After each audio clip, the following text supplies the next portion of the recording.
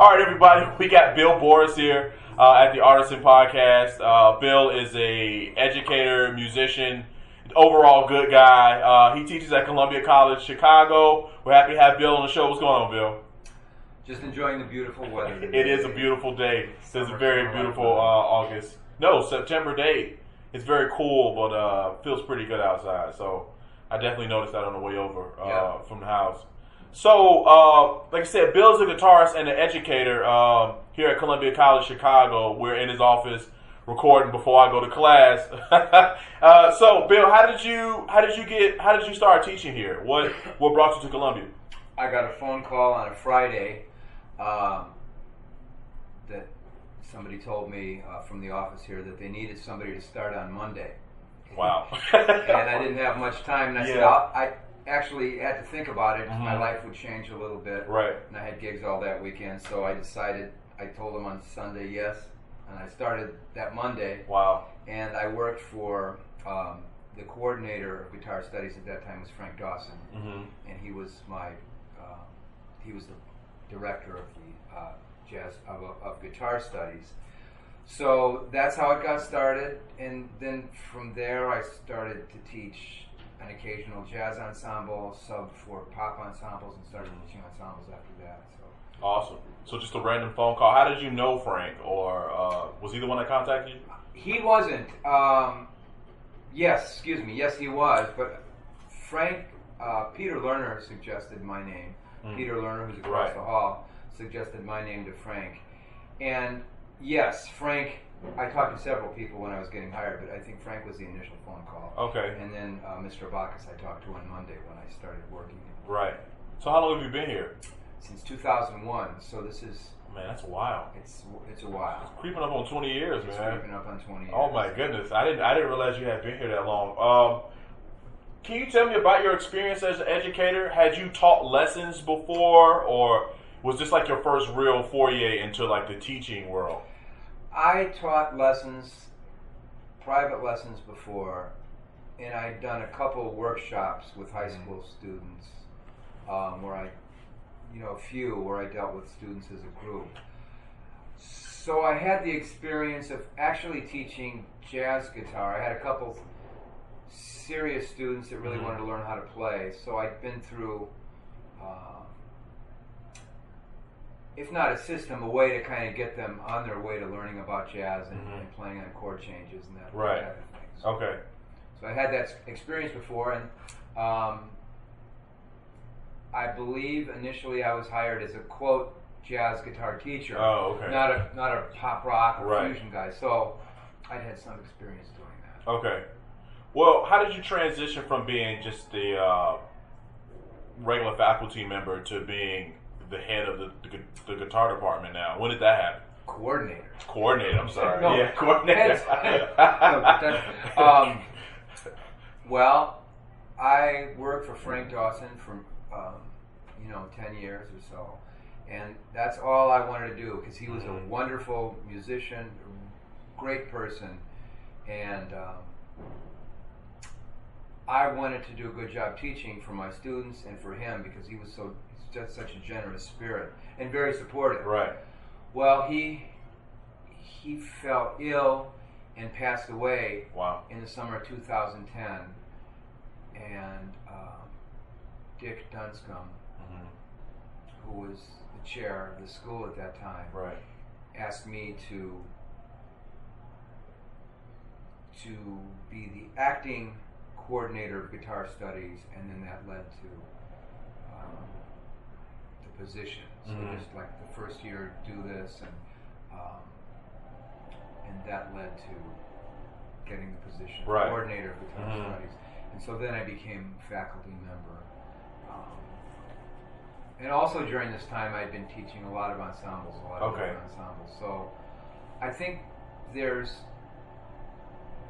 are 5 electric guitar teachers and 1 classical teacher, and there are, including the guitar workshop, Guitar Tech 1 and private lesson students, there are perhaps 65 or 70 guitar players. Wow. 65, something like that. That's currently? Yes. Wow. I didn't realize there were so many guitar players here. Well, I'm going to see 17 or 18 of them today at 5. Okay. And then there's another 12 that are in Guitar Tech. So that's 30 right there that are freshmen. Wow. So and then the others, there's at least 35 in private lessons. Right. So, it goes from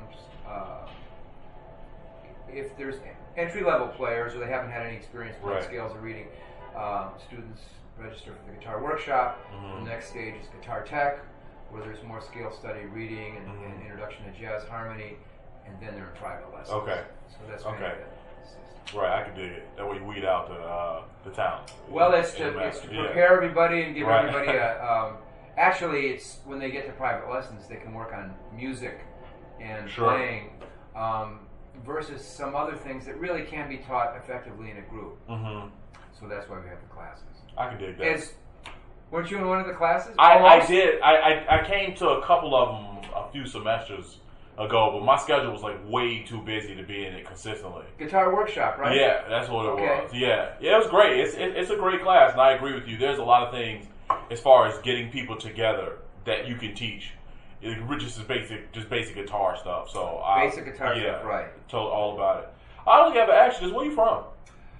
I'm from Indiana. Okay. I was born in Hammond and lived in Munster till I was 11, then moved to Michigan City, and went to school and everything. And then I lived in Japan for a while after I graduated from college, and moved back and lived in South Bend and played with some really good Chicago musicians like Art Hoyle and Art Davis. And there was actually a playing scene a long time ago in South Bend. And then I went on the road for a while, moved to Florida for a few months, and then came to Chicago with a job as a musical director of a show called Beehive. Okay. And I've been here ever since. Wow. But I mean, I grew up close to Chicago. I was so you're still pretty local.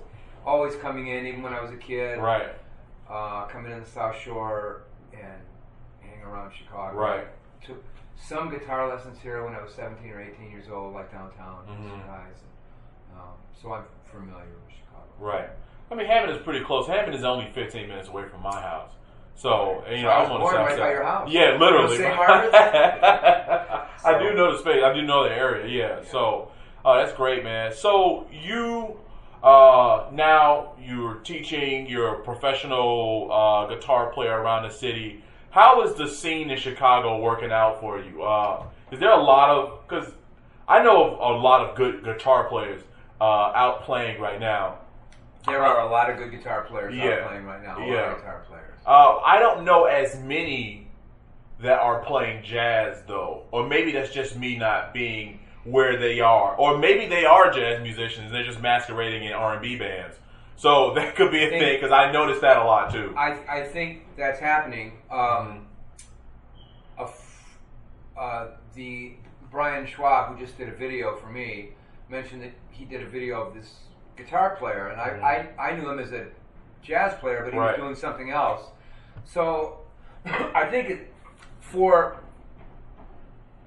most guitarists to make money, and I mean to make an income, it's really good to be versatile. Sure. However, if you're somebody like Bobby Broom, man, that's a jazz artist, guitar player. Bobby Broom, Henry Johnson. So they have names, and they work in Chicago and other places. I know the places I play and some other clubs in town. Right. I don't know that there are that many jazz clubs in Chicago. Sure. I mean, there's the Showcase, and I've played there, and you got the Mill. The Mill, and I haven't played the Mill recently, but I've played there. Right. Winters, which is kind of a new place. It is new. It's nice though. Andy's. Yeah. And I played at those clubs. I play a little less now because of my job, but those are kind of the main places. Pops for Champagne has jazz. Fitzgerald's is another space. Yeah, somebody just told me they were selling it. That it was going really? Yeah. So. Oh my goodness. So there aren't a ton of spaces, and as a guitar player, getting work as a jazz guitar player is pretty challenging. There's some restaurants that have jazz and that kind of thing. So if you want to hear like good jazz guitar players, places I just mentioned, they're there for sure. Yeah, definitely. Then other places that I might not know about, and I'm a little less knowledgeable about all the places because I can't hang out as much. So I asked, I asked you guys. Right. Where's the place? Well, you know, there's a lot of, like you said, there's a lot of bars and restaurants now. Chicago is becoming saturated with like bars, like burger bars and like little spaces and things like that. And a lot of them, I was just at Northside Bar and Grill. They have a nice little stage. Actually, some of your students, Josh and Jackson, were there at a jam session last Thursday. I was there. Got some great videos, some photos, and you know, it was some. Jackson, there was another guy. I don't know his name, but I got some video. I'm gonna post of him. Killing. I mean, playing some real jazz lines. I mean, it was modal jammy stuff, but you could tell they were studied in jazz. And I think you have little spaces like that want people to come out and enjoy live music. I don't think the space cares too much what music it is, as long as it's good and people can kind of groove to it. That's a great attitude. Yeah. I mean, that's a really great attitude because other spaces in Chicago are dedicated to a certain kind of music and kind of hold their ground that way. Sure. So just to be dedicated to good qualities. Mm-hmm. Yeah, there's something to be said for both of those, though. You know, like the showcase is important because it's kind of and the mill. You know, those are pretty much the mainstays. Like, where do you go listen to jazz? Where you either you go to the showcase or you go to the mill. And it's important that those spaces uphold the history of the music. But it's also important that, you know, we have other spaces that are dedicated to new things as well, because we can't, as much as I love him, we can't listen to Charlie Parker forever, you know, and we kind of have to grow, I think. Well, the thing is, you can always listen to Charlie. Well, Parker. I will, but not everybody. Yeah. Well, it would be important for everybody to listen to Charlie Parker, along with Robert Glasper and everything else that's going forward. Right. You know what I mean? You have the whole context and the history. So I'm glad they have the picture of Charlie Parker in the showcase. Everybody can see it. Right. Particularly since Joe met him and put on these concerts, and right. Charlie came to Chicago. So it's really important history.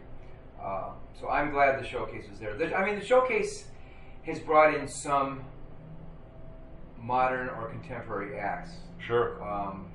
Christian Scott sounded different. It's more. He's definitely different. Yeah. And he had a guitar and it was different. It was different. And he's had Chris Potter's group. It was really not avant-garde, but on the cutting edge of. Is he not doing? I haven't heard him recently. I have a lot of Chris Potter music, but it's him playing a lot of standards. Is he not doing that anymore? This was not standards. Oh, really? Oh, this man. Was like okay. With no bass, electric piano, maybe I think a guitar player, and very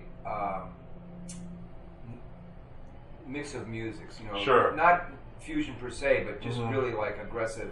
Yeah. Cool sounding music, original music that he made. Okay, great. I have to check it out now because I love Chris Potter. Maybe this is 4 years ago. So okay. I give Joe credit for bringing in some different stuff. Okay, great. So we were just talking a little bit. You have a new album that you're working on. Tell us about it. Well, it's an organ. Well, it's a trio record. It's organ on most of the tracks and Rhodes on 3 of them, I think. And it's a trio record. There's 5 original tunes. There are 10 tunes, 5 original, but I arranged all the tunes except one, Stablemates. We just did it the standard way. Oh man, I love this song. And some of it's swinging, some of it's backbeat. And I've been playing with this group and these guys for about a year and a half, a couple of years. And I thought I'd better record this now because I had some arrangements that I wanted to record and some of my tunes that I played but hadn't recorded yet. So the band was received pretty well by people when we played. Right. And I had a moment that was free for a couple of weeks, so I thought about it beforehand and booked the time and recorded it. Where are you recording it? At Rax Tracks. Oh man, I love it. I love it, man. That's a good space, man. It is a good space. I'm going there tonight to mix after school. Okay, great. So great. Do you know Rick? I do know Rick. He's a wizard, man. I was there recording some stuff with Obi, you know, He just gave me a call one day and said, hey, man, can you come down? Which is how it happens a lot of times when you're freelancing. He's, hey, man, I need a bone player. Can you show up? And I showed up, and he was like, play this. And we did it. You know, we were able to record 5 horns plus rhythm section. And not that much time. I mean, anybody that's ever been to the studio knows it can take all day. But we knocked it out in about, we knocked like 6-7 songs out in about 4 or 5 hours. Oh, so, that's great. Yeah, I was really impressed. Some of it was pre-recorded. And it was a little bit of like overdubbing, but we still got 6-7 songs done in the course of one day. So I was proud of the guys that he brought in, and I was proud of Rick, man. He's comforting, you know, when you got a lot of young guys in the studio, or anybody in the studio, you know, feeling that pressure of being under the gun. So he's great to work with, and he works really hard. Yeah, he works really hard. Mm-hmm. So I enjoy working with him, and we did some mixing Saturday, and we'll mix again tonight. Okay. What? So you said there's some swing, there's some backbeat stuff. Some pop tunes? Okay. That I arranged. Right. And then some of my tunes. One swing and the other has backbeat. So anyway, there'll be a variety. Okay. On the Great. record. What normally inspires you musically? Because you seem to have a lot of stuff going on. I know us as artists, a lot of things interest us musically. We can't do all of them simultaneously because then it kind of comes out as like a hodgepodge of not what we want it to be. But when you are practicing, or when you're just listening to music, and when you decide you want to write, what are those triggers for you? Do you just write what you hear? Do you write, oh man, you heard a cool song, you want to recreate that type of thing? That's a good question. One of the songs on here I wrote, it's called Bright Moments. I wrote because the faculty was going to play the first day of school about 6 or 7 years ago. And we were all supposed to bring in a song, and I just thought, well, I should write a song, and it came to me while I was driving, and I worked on it, and so I wrote it for a reason. You know, but I kind of wanted it to sound a certain way, with influences. So I think being around people your age, and the music that you bring in, and maybe the rhythms, the way that you guys use rhythms, influenced me. Specifically on a couple arrangements on the recordings I'm doing now, and then I think Robert Glasper, I listened to some of his recordings, and Peter Bernstein, guitar player, like his sound or how that whole thing fits together. Bobby Broom, how the trio fits together. Not copying, but just like an overall idea of how to present the music. So one is like writing, and then the other is how it should sound, and how am I going to do this with the trio, and how should I arrange it for the trio, and if the organ's playing chords, I should play something else. So kind of all those. You use a lot of different templates, is what you're saying. Yeah, cool. I try to have an overall idea of what I want to do, you know, or what the end might sound like.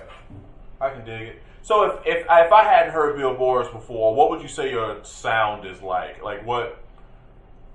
Well, I would play it for you and allow you to say that. Okay. Then you'd have a better. Right. You describe it better than me. All right, that's fair enough. So where do you want to be in 5-10 years musically or professionally? Now you sound like an employer. I have to write it out. Hey, man. I ask those questions to any artist because, one, if you haven't thought about it, it's important to think about. You're right. And, you know, as a younger guy, you know, I'm 28, and I'm forced now in this technological age to always try to think about what's coming. You know, like, I don't know, I think it's important that we kind of plan for the future, knowing that we're going to have to change our plans. Yeah. And there are certain things in place now that we have to work with. I think I was talking about this with some tenor players in a podcast I just did. We came up in an age, sort of as musicians, where social media took hold. So now we have to, in a sense, learn to use it. The musicians that come up after us will only know about social media, so it'll be a thing. Being very natural for them. Yeah, absolutely. But for you, it was, oh, what is this social media thing? I've already been gigging, like. You know what? I'm glad you brought that up, and I will answer your question. But I played a gig, and a Columbia student, Joaquin Garcia, do you know him? Yeah, I think I do. He subbed for our keyboard player, and he enjoyed the gig, and he says, have you tried playing here? And I says, I just went to a place, and I gave him a CD, and he shook his head. He says, no, man. He says, you need a video. Right. You need a video, right. And because of that one night, and he showed me the video. He has a great group. They played at the Chicago Jazz Festival.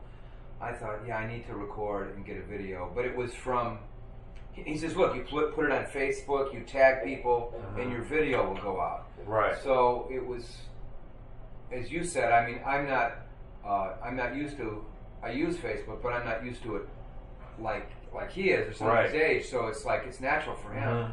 But I listen to him. So we can change if we keep an open channel and try to get on the train with everybody else. I'm so glad you said that, Bill, because I'm kind of stubborn, like, as I think a lot of people are.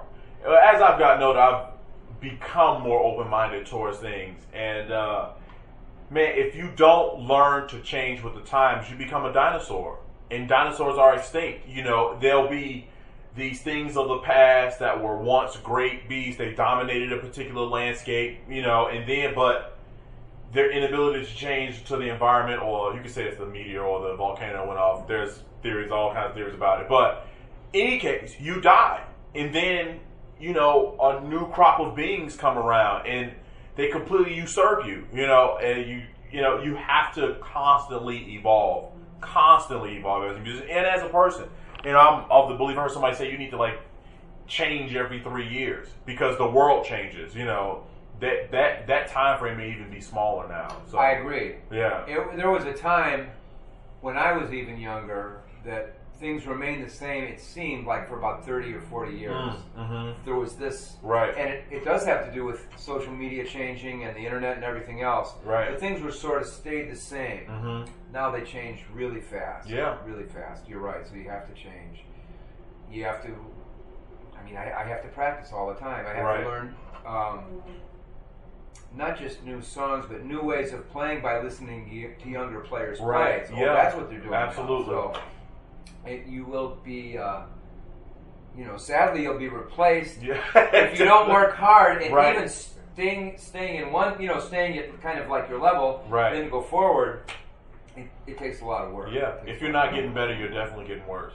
Yep, you don't stay in one place. Yeah. I mean, you almost have to practice a lot to maintain a level. Yeah, definitely. And then practice a lot more to get better, and then it's a challenge. Yeah, I agree. I'm glad you said you still practice. How much?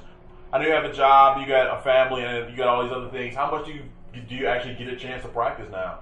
I practiced till my hands hurt when I was doing this recording. Okay. I mean, all the time. So, I mean, I had a gig yesterday, and I made sure I practiced a lot on Saturday, Friday before, specific things, general things.